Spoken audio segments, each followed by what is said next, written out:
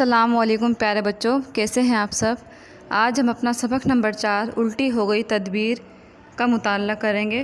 گوگو کی بہن جو ایک حادثے میں اپنی قوت سماعت سے محروم ہو گئی تھی، وہ گوگو کو بے پناہ خوش دیکھ کر بہت حیران ہوئی تھی، کیونکہ وہ نہ تو پہلے کبھی بات پر یوں مسکراتا تھا اور نہ ہی اتنا خوش ہوتا تھا۔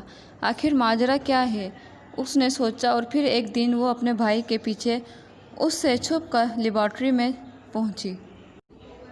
وہاں جا کر اس نے مشین کا راز جان لیا۔ وہ اپنے بھائی کی اس حرکت پر سخت کبیدہ خاطر ہوئی۔ وہ موقع کی تاک میں رہی۔ آخر ایک دن جب گوگو کسی اہم کام کے سلسلے میں اپنے گھر اور علاقے سے دور گیا تو وہ جلدی سے اس کی لیبارٹری میں گھس گئی اور اس نے مشین کا بٹن دبا دیا۔ بٹن دباتے ہی مشین نے وہ تمام کلمات آزاد کرنا شروع کر دیے جو اس نے دنیا سے چھین لیے تھے۔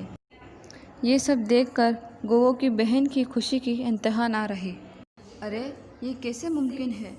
گوگو جو راستے میں ادھر ادھر سمندری جانوروں کو آپس میں لڑتا جھگڑتا اور برا بھلا کہتے ہوئے دیکھ رہا تھا، اچانک کچھ جانوروں کو ایک دوسرے سے گلے ملتے اور انہیں السلام علیکم کہتے دیکھ کر شدید حیران ہو کر بولا۔ وہ پھر واپس اپنی لیبارٹری کی طرف بھاگا۔ راستے میں اچانک اس پر ایک شارک حملہ آور ہو گئی۔ وہ بمشکل اپنی جان بچانے میں کامیاب ہوا، مگر اس حملے میں وہ اتنی بری طرح زخمی ہو گیا تھا کہ تھوڑی دور جا کر ہی وہ اپنے ہوش و حواس کھو کر گر پڑا۔ جب وہ ہوش کی دنیا میں واپس آیا تو اس نے خود کو اسپتال میں پٹیوں میں جکڑا ہوا پایا۔ اس نے قریب ہی اپنے والدین کو کھڑے دیکھا جو کچھ جانوروں کا شکریہ ادا کر رہے تھے۔ ان جانوروں نے نہ صرف گوگو کو بروقت اسپتال پہنچایا تھا بلکہ اسے خون دے کر اس کی جان بھی بچائی تھی۔ یہ سب دیکھ کر گوگو کی آنکھوں میں آنسو آ گئے۔ وہ اپنے کیے پر بہت پشیمان تھا۔ اس کی بہن جو اس کے بستر کے پاس ہی بیٹھی تھی اسے یوں روتے ہوئے اور اپنا دم دیکھ کر کہنے لگی، بھائی، ہماری تخلیق کا مقصد باہم لڑائی جھگڑا کرنا، ہر وقت ایک دوسرے کو زخم پہنچانے کی تگ و دو میں لگے رہنا، تمام اخلاقیات کو بالائے طاق رکھ دینا نہیں بلکہ باہم پیار محبت کو فروغ دینا، ایک دوسرے کی مدد کرنے کے لیے ہمہ وقت تیار رہنا اور ہر وہ چھوٹے سے چھوٹا اور بڑے سے بڑا کام سر انجام دینا ہے جس سے ہمارا معاشرہ زمین پر جنت کا نمونہ پیش کرے۔ آج اگر آپ زندہ ہیں تو یہ انہی لوگوں کی کوششوں کا ثمر ہے جن کے درمیان نفرت پیدا کرنے کے لیے آپ نے کوئی کسر اٹھا نہ رکھی۔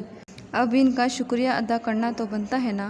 گوگو نے تائید میں سر ہلایا اور پھر سب کی جانب دیکھتے ہوئے بھیگی ہوئی روحانی آواز میں بولا، میں اپنے کیے پر آپ سب سے معافی کا طلبگار ہوں۔ آپ لوگوں نے جس طرح سے میری مدد کی اس کے لیے میں آپ سب کا بے حد مشکور ہوں۔ سب نے اعلیٰ ظرفی کا مظاہرہ کرتے ہوئے کھلے دل سے گوگو کو معاف کر دیا اور یوں سمندر میں زندگی پھر سے پہلے کی طرح رواں دواں ہو گئی۔